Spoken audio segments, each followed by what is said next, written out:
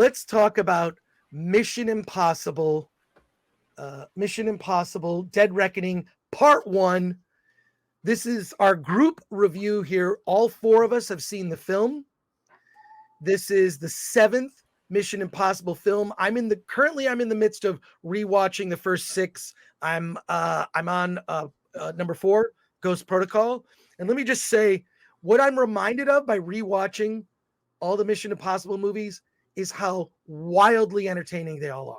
Yeah. I mean, just like, twists and turns, over the top action sequences. And in every Mission Impossible movie, there's always a scene where you're like, oh, Tom Cruise almost died doing this. Every single one, you watch a scene and this one is no different than that. In particular, the skydiving while jumping with a motorcycle where anything could have gone wrong. You look at Tom Cruise and what who he is as an actor, how much he appreciates the audience. It's crazy and it's insane. So, let's talk about the film. Alan, do you want to give us briefly the story, and don't get into too much detail with regard to events in the second half? Yes. So basically, AI is becoming a thing now, and countries are starting to use AI. And there's this one master AI program that is becoming a little bit sentient and is starting to tinker around with major events in the world. And what makes this story unique is Isai Morales plays, I forget the name of the character, but he's kind of using Isai Morales' character as a, which one? What is it? Gabriel. Gabriel, that's right. He's using Gabriel as kind of the pawn, the human pawn. And he's able to allow Gabriel to slip in and out of anywhere like a ghost by just manipulating camera feeds and so on. And so, but no one really knows what's going on. And that's where Tom Cruise comes in. He has to, this AI program was found on a sub was sunk. And now there's a chase to get to the sub to get access to it. But you need keys.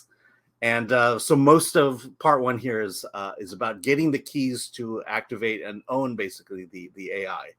And that's where we're at. And so Haley Atwell, her character gets involved, and Tom Cruise mostly throughout a lot of the film is just chasing her down, and she's trying to figure out who are the real good guys and the real bad guys.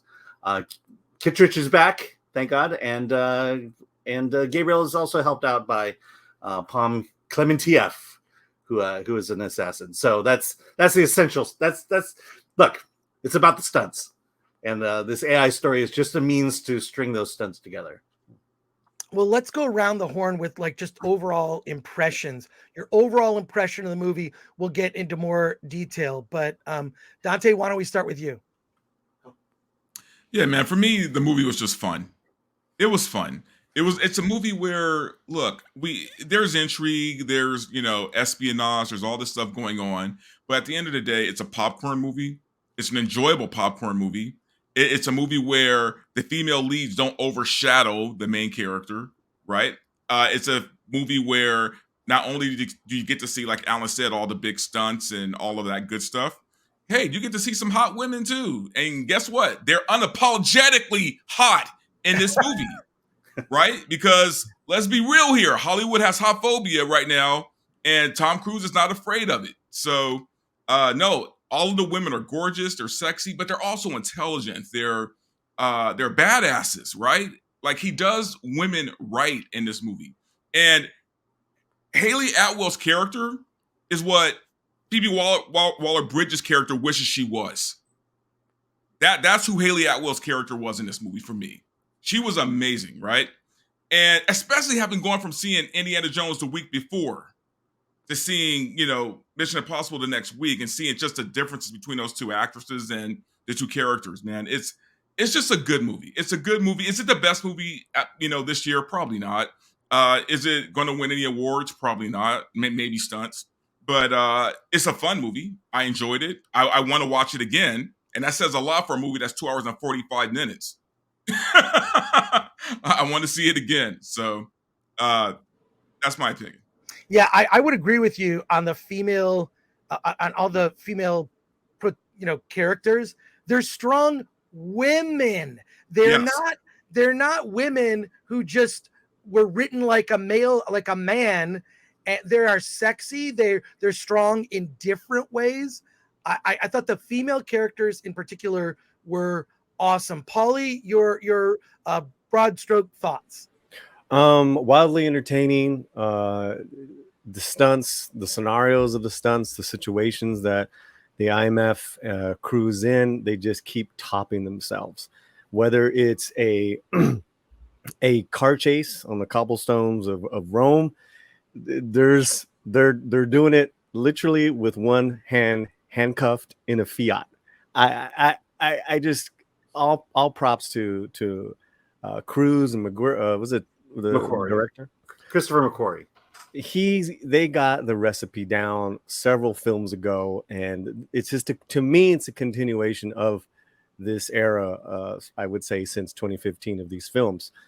And so we could talk about it later as far as kind of like all these characters that are kind of like coming back. Some have two movie arcs, three movie arcs. Fantastic, amazing. Those are the existing characters. The new characters, the reason why it's 2 hours and 45 minutes is that there's so many new incredible characters, from a disturbing manifestation of this AI in Gabriel, played by Isai Morales, to his French assassin, played by Pomme Clementif, who's a martial artist, in that skinny alley scene. Incredible fight choreography. Again, they're taking, whether it's a train, whether in a skinny alley, we're going to top ourselves. And what we're going to do is we're going to make it all practical, and we are going to entertain the audience. That is a mantra of Cruz, that he even in his behind the scenes, it's always about us. Yeah, that's my favorite action film of the year. Cool. Alan, broad. I'll just add the whole AI, the old AI gimmick here. It works in two ways. One, the AI is able to predict your every move. So everything everyone does in this movie, the AI knows that it's going to do it, or has a high probability of knowledge knowing it's going to do it, and that knowledge leads to an important scene that starts off the third act, and then also it manipulates everything. There's a part where Tom Cruise, where Ethan Hunt gets trapped in a way, and that was all the AI's doing, and so I think what makes this is not my favorite Mission Impossible movie, but what it does is it continues this idea of really smart storytelling, really smart political intrigue, and then it just ratchets the kind of stunts and action scenes. It's much more dangerous this time than it was before. I mean, hanging off an airplane is easy, but what happens in this movie is even more dangerous. And so, you got to hand it to McQuarrie and Cruz to deliver a movie that is just elevated, evolved as an action film. My broad strokes thoughts are that Tom Cruise has another hit on his hands. I don't know that it will be as big as Top Gun Maverick, but I'll just say, based on, I think, what we've seen this summer, a lot of disappointments or films that have how many times can you say underperformed at the box office until it's like, it sounds like a broken record? So many movies that everyone thought were going to be big hits have underperformed at the box office. I don't believe that that's going to be the case with this, in particular because they've been running these IMAX trailers for a year now. There's a really interesting one where they show the behind the scenes stunts. Tom Cruise lives to entertain the audience.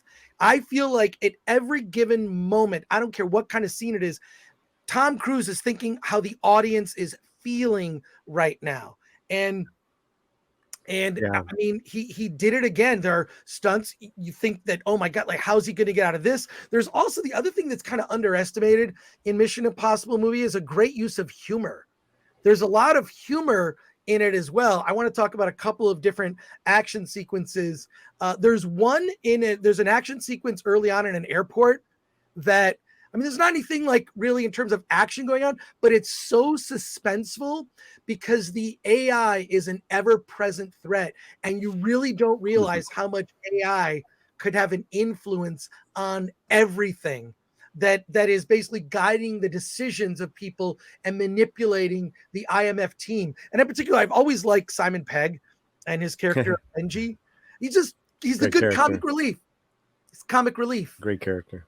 Great character. So I love that they've got that core team, and you know, I mean, look, we've lost some members along the way, but I'm glad the core team is still here. And that action sequence in the airport is incredibly intense, even though there's actually technically not a lot of action. It's just It's running. tension. It's people walking and running. There's running. Suspense. Yeah. The suspense. And the manipulation, Yeah. which has always been part of Mission Impossible, having having resolved. Me and Chris have been texting the last couple of days. Yeah. It's that whole idea of how do you elevate these simple things that you always see in every single action film. Every single one. You know, how do you elevate the running and chasing? How do you elevate a car chase?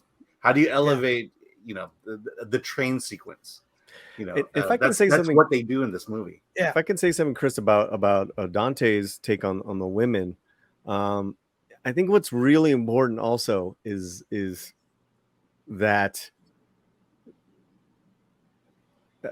I mean, each one, you could say, in their character in the movie, they have to be very vulnerable. Whatever that circumstance, I'm not going to spoil it, right? What their circumstance is, but so vulnerable that they're either saved or they are cared for by Ethan Hunt. Straight up. You just don't see that in film. And it was marvelous, man. It was marvelous. They let Tom Cruise be the hero, right? Well, he's Ethan Hunt. Yeah. Yeah, and not only that, though, there's a certain realism to these women, right? Like, as well as these women can fight, right? If they're fighting a guy of equal, of the same skill set, the guy's going to win in that fight because of his size and because of his build, right? And we saw that happen with Palm, right? Amazing assassin, amazing fighter. When she fights a guy, you know, of equal skill, she lost, right? Because that's what would happen. Yeah, but I don't you know really what I mean? care. There's no Mary Sue's in this movie. Okay, I get it, Dante, but even if she was killing it a little bit more, killing more dudes a little bit more, I'm in it. I've already bought it because her character, and like all the other characters, they show the vulnerability in when they're not fighting. Sure, right. But my point is that they earn it. I feel like they earn it in this movie. Yeah. Oh, yeah, versus say the Mary Sue. Correct. Versus Indiana Jones, right? Like they actually earn it in this. Well, I want to talk about some of the other action set pieces. There's a car chase in Italy that is over the top insane with all sorts of challenges that are incredible, involving Palm Clementoff and Haley Atwell and Clementieff, and then and also Haley Atwell and Tom Cruise. That is just so insane and over the top. It's one thing like, you know, someone saying in the chat, CGI is way overused. I mean, I agree it can be, but in this, it's like, oh, this car is just crunching other cars. It's insane. So I just love that sequence. And the thing is, here's what's actually Indiana Jones is going to indie film. They're going to be glad they released it before Mission Impossible because there's a train action sequence there. This is the better train action sequence. And that's a pretty good one too, easily. though. Yeah. I like the Indiana Jones train scene. And then the other thing is, does it end on a cliffhanger? It actually does not technically. It doesn't end on a cliffhanger. However, the main conflict, the main villain, the main conflict is not resolved. Let's just say that. The main mission is not complete, but it doesn't leave you hanging like the Spider-Verse movie that just kind of ended in the middle of a scene. Or Fast X. Or Fast X, like another like middle of a scene. Like, I don't think audiences appreciate that. They want to get a full experience. You could walk away from this and you know, you're going to want to see part 2 for sure, but you're not left with. It's like Empire Strikes Back. You know, they carted Han Solo away, but the ending scene of Empire Strikes Back is the main crew together, wondering what their next move is going to be. It's for me, it's pretty cliffhanger. in a good way. I don't. Yeah. I'm not. I wasn't. I think so too. In a good I way. wasn't unsatisfied with those 2 hours and 45 minutes because I got to spend time with all those new characters and all those action scenes we talked about. However, there is a lot to be answered for. Like, like what is going on? This is incredible, guys. But when I say cliffhanger, I'm referring to scenes of maybe a person hanging off a cliff. That's the traditional image you get with a cliffhanger. But story-wise, it wasn't complete. It's not resolved. Yeah. No. Yeah. I mean, we got a character who we liked that, their storyline was completed, but as far as Ethan Hunt and there's I'm totally jacked for part 2. Well, one thing I really loved about this movie, and it didn't hit me too much later when I really kind of thought about it. And I thought about it only because I happened to be watching Batman Returns a few days ago, which I haven't seen since, I think it's been 10 years since I've seen that movie. And what Mission Impossible does is that it does kind of play with the 2 villain story arc, which was big in the 90s, but kind of went away, thank God, because they kind of overdid it. But, Esau Morales and the AI were almost like this tag team, right, of villains that Ethan has to deal with. And much like, Catwoman and the Penguin and that kind of thing. And I just felt like that worked really well in this movie. The fact that he had to deal with these 2 super villains. You know what I mean? Mm-hmm. I definitely. I'm sorry. Sorry. Go ahead, Paulie. Go ahead. Yeah. So the way I saw it is that Gabriel was the AI's, manifestation in physical form. And it was just killer, man. And then he had his henchmen and his crew. It's almost like he's seeing the evils that you can't imagine. He's like, you have no idea of who or what I represent. I love that line. Also, I love the fact that he was he plays a man who technically doesn't exist. It's a ghost. And I thought that was really intriguing. And he's so damn good in this movie. Dude, and this is where I just want to nerd out on because this is not the first time that they've talked about or had these motifs in these films ever since the De Palma film. So I'm dying to nerd out and talk about all this with you guys.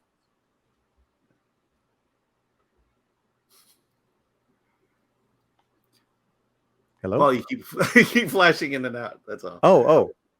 Sorry. Yeah. I mean, let's bring up McKittridge. I mean, his return. Oh, I knew Chris froze. Yeah, I knew. I was like, I don't think Chris is with us anymore. That's all right. We don't need him anymore. No. I mean, Kittredge, his return. To me, that was just kind of a nice nod to the early days of the Mission Impossible franchise, and to see that he's not changed, even though he's changed a little bit, maybe. Mm-hmm. And this even in the first film, it's this idea of, is he really good or is he really bad? And they play right into that with this film as well. Well, he's a company man. I don't know if you wanted us to respond to that. Not without any real details, but I mean, he's pretty much the same role he's always. No, yeah, I won't spoil. Just talking about who Kittredge was. He was a company man in the first one, right? Mm-hmm. And so there was a great in the first movie, the De Palma film. Spoiler on that one. There was a deception where they did catch John Voight's character. So at the end of the day, McKittredge was gave Ethan Hunt a shot. And it is great to have him back. That was a really amazing first scene that he was in the new one. So look out for him in part 2. Also, too, some of the dialogue that he spoke in regards to all the decisions you've made in the past. I mean, everything that Ethan Hunt's all about, it's going to come to a head in part 2. And I really like there was a couple of de-aging flashbacks. Yeah, very quick. And I like that it did give us a little bit of Ethan's background. Not a lot, but just a little bit. Yeah, Chris's internet dropped out. That's why he's not here. It dropped out. Yeah. So keep talking. I've just got to text him real quick. Okay. All right. Yeah. I mean, going back to Esau Morales, though. I mean, the guy's just amazing, man. I mean, I'll literally watch him anything he's in, and uh, he just fits so well into that world. You know, like I bought him hook, line, and sinker as the villain of this film. Yeah, I said this is his best movie role in decades. Yeah, easily. Best movie. Yeah, role we have a in special decades. guest. Oh, hey guys! My Hi. internet just decided to not work. Sorry, folks. I'm back. I'm back. Cool. I'm glad We're talking about Esau Morales. Oh, God, he was great. Yeah. He was Although great. we just talked about Kittredge being back as well. But it's also what I like is a villain that has gravitas, right? Really good just like where they don't need to be over the top. So we've talked about it in broad strokes. Okay. I think time, but I mean, look, I strongly recommend the movie. My review is highly positive. I mean, I'm going to give it an 8, but 8 out of 10. But I will say this: there are some flaws. I do think it's too long. I feel totally like agree with that. This is the critique of every movie that's over 2 hours. Why, and especially rewatching some of the older Mission Impossible movies, they're all around 2 hours. But once they start to slide north of 2 hours, you've lost me. I feel like a tight 2 hours. If it's an epic like Dune, okay, 3 hours, cool, or whatever. Oppenheimer, 3 hours. But movies that are north of 2 hours, like they're just not necessary. And then there was the way it's a little slow in the beginning. I mean, I do like the opening action scene, then it's a little slow, and then there's this one scene that's shot almost all in close up, and it didn't work for me. Other than that, I think it's 8 out of 10. It's top tier Mission Impossible movie, and you know, when it opens, like I believe it opens next week. Yeah. Next week, I'll have seen all the Mission Impossible films again. I've rewatched them, and I'll rank them. So 8 out of 10 for me. Everyone else around the horn. Alan, what do you think? 8 out of 10, definitely. Paul? Yeah, I think that's a solid number. I think the only thing that keeps it from being like a 9 or 10 for me was the runtime. Even 2 hours and 20 would have been a good cut for me. Instead of 2 hours and 45 minutes, I think we could have shaved off an easy 20 minutes. So yeah, Paulie. I'm gonna say 9, and I can't wait to see the second one to see how they both fit each other. It is a part 1. I can see where people maybe got lost in the middle and then came back to it, or I don't know what. To me, when Haley, by the time she came on, then the story really started to move again. And I think that was like she came on like at the end of the first hour, maybe. Yeah. That being said, 9 out of 10. And Michael Seagrove says diversity is done organically in cruise films. I noticed that as I'm watching, like I watched the first 3, I'm kind of 3.5 in to the 6 previous Mission Impossible movies. And I was like, oh, these movies are diverse. It just feels organic. It doesn't feel shoehorned in or forced, or it doesn't feel like, there's any ethnic group that's preferential or diminished. It's like they all have strengths. And I don't know. And let's not forget that Emilio Estevez was in the first movie. Any thoughts on this? Because, honestly, I'm in the minority on this live stream. I'm going to be honest. I don't know if you guys know how that feels, but I'm just saying, trying to make jokes. I think that's spot on. I think they're very diverse, but in the right way. You know why? The reason why I say in the right way is because they don't call attention to it, right? Like they never call attention to anybody's race or ethnic background. It's almost irrelevant, really.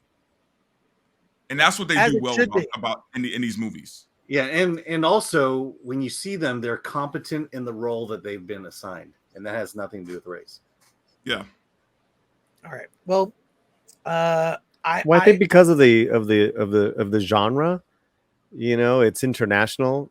Just because you buy that because you're dealing with international good guys and bad guys from different agencies, different governments, different languages. To where even Ethan Hunt speaking French, he's speaking Spanish, different films. It's cool, and of course it's going to be a little diverse, but it's all within that spy world.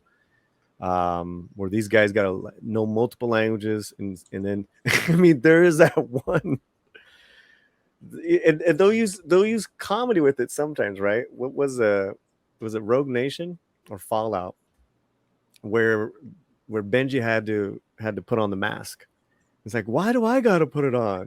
Yes. And then that was Fallout. Ving Rhames kind of looks at himself. He's like, and that it was great, but that was it. played for laughs. That's all you needed, and boom, next beat. Yeah, You know? it was great.